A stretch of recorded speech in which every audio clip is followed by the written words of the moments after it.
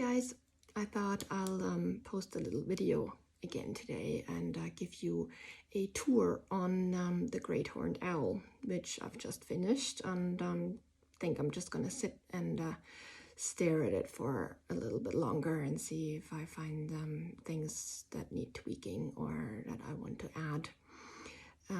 Still have the background to do, which will take another, I don't know, 2 days or so. And yeah, I thought before I do that, I'll give you a little insight on the stitching and get real close with the camera so you can see all the details. Just to recap, I think I've been working on it now for 2 to 3 weeks, quite a few hours in there, and I've just counted. There's 40 threads, 40 colors of thread that I've been using to finish the owl. It's about 20 by 15 centimeters big. I'll do a little hand thing as well so you can see for scale how large it actually is. And I still have the background to do, which will take another 2 days or so. The woman that commissioned the portrait isn't sure about the color of the portrait yet, so I'm still waiting on her decision, and which she will make now that the owl is done. Sorry, my voice is going for some reason. And right, let me turn this around and give you a little insight. Okay, so starting with the eye, you can see there's lots of different yellows in there. I'm just trying to hold the camera as such so so the focus doesn't go. See, there's lots of blues in there. There's a really dark blue in here. There's actually 2 dark blues, a really light blue, lots of white, and these here, there's about 7 or 8 different shades of yellow going into green, right?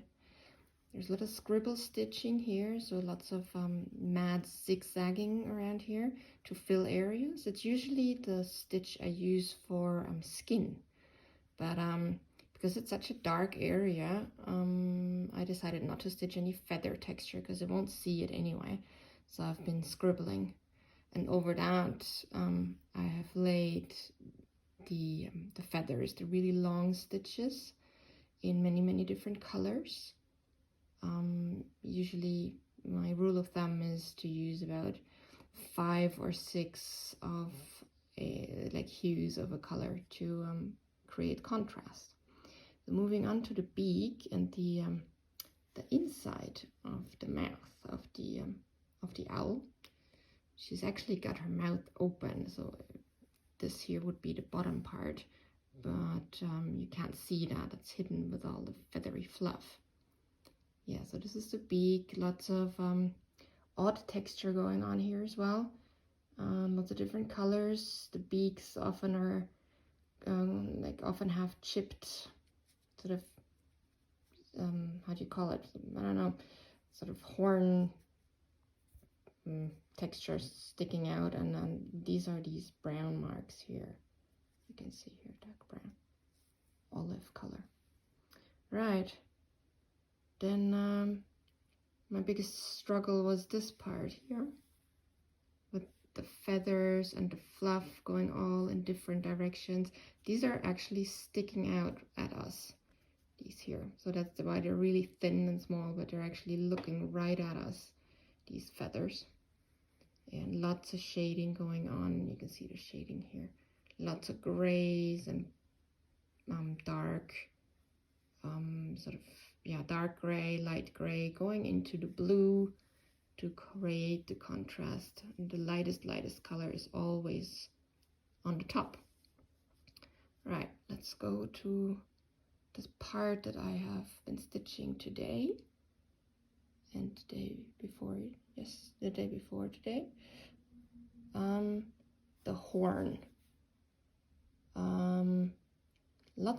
These are actually long feathers, which I did find difficult to stitch at first, but then decided that I'm just going to break them into smaller pieces.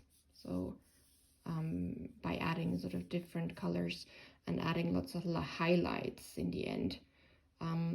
It is actually on the reference photo a lot darker, but I decided to go with a lighter color to also match the rest of the owl. Like here we have the same color as here, and the beak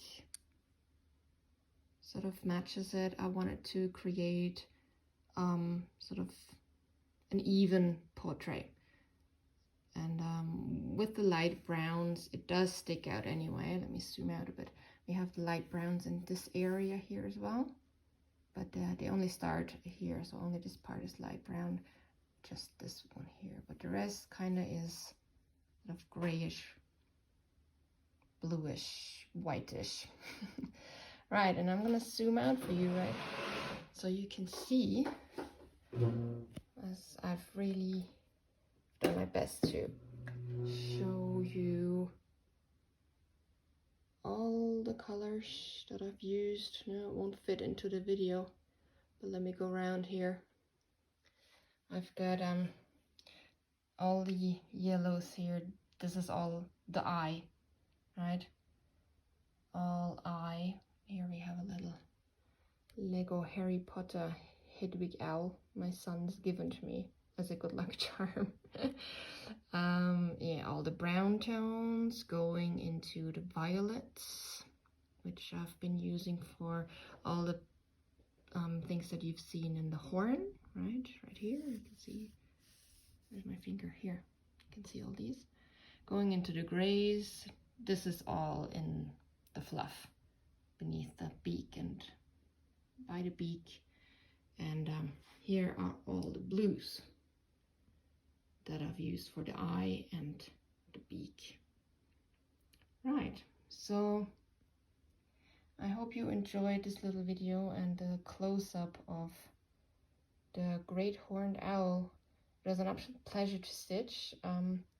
Also very scary, but I'm really happy that I'm done and that it turned out the way I hoped it would. And yeah, next portrait coming up soon, so I'll let you in on the details very soon. Take care. Bye bye.